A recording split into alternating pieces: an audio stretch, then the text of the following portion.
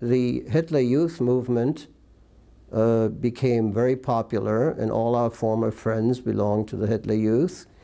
And as time went by, they knew where the Jewish schools were, and they would wait for us to come out of school in the afternoon and beat us up. They would, what you call today, mug us. In other words, they would look for our pocket money and take it, and things of that sort. I remember, to give you an instance, this was later on, around 1937-38, I was studying for my bar mitzvah, and I had to go to the home of our cantor that was going to teach me how to do what I had to do. And there were some kids, my age, not much older, who knew that a cantor lived there, because the cantor was very proud, and he had his name on a brass plate with the title cantor underneath.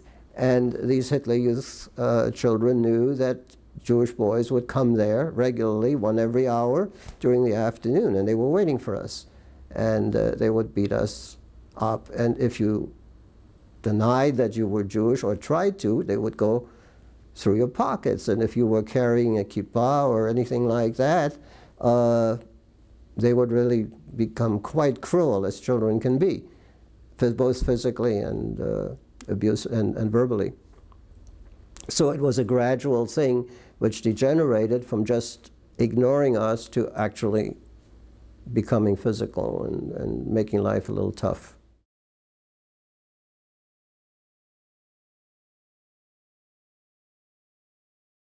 As the years went by, like in 1934, there was a terrible paper being published.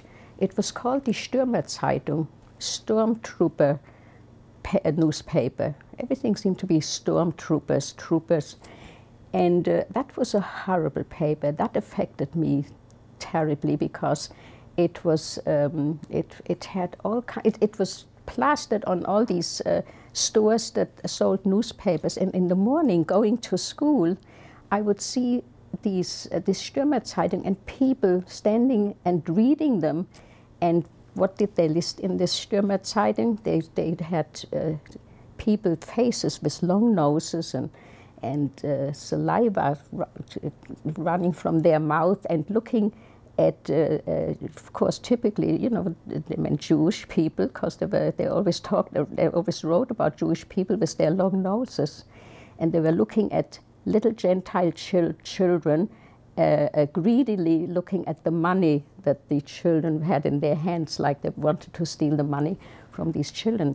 And they had terrible stories in there that Jewish doctors trying to inject Gentiles with poisonous medication.